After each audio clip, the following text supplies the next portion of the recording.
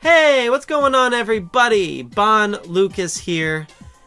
And today I want to talk about one of my favorite artists. One thing you might not know about me is that I am a huge Backstreet Boys fan.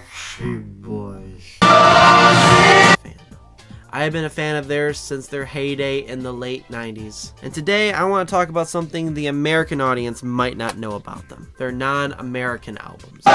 So if you were a heyday fan like I was, you'd probably be going to your favorite CD store such as Best Buy, Media Play, Sam Goody, Circuit City, Borders Books, and so on. You go over to the Backstreet Boys section, you're sifting through the CDs. While you definitely will see this album, you will more likely notice if they import their CDs, you might see these albums. And you might think to yourself, what are these?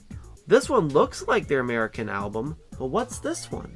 You look at the back, yeah, there's songs I've heard before and there's songs I've not heard before. What are these? This is considered their debut album. This is considered their second album. And their American debut is a mashup of the two.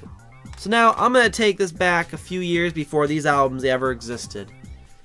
When their first single, We've Got It Going On, came out in the fall, early winter of 1995.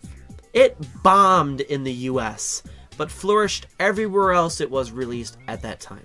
And it was because of this their management decided to put the group's focus not on the US, but everywhere else in the world.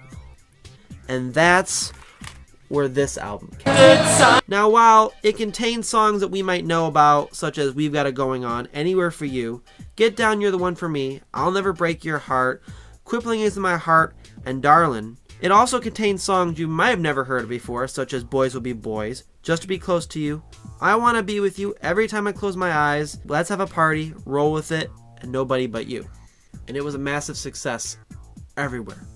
Even Canada got this album. Now we're going to move on to their second album, Backstreet's Back. Now maybe think to yourself, but that's one of their songs. Yeah, well that's where that song came from. Now this album came out the same day their US debut did, and that's why there are similarities in the covers.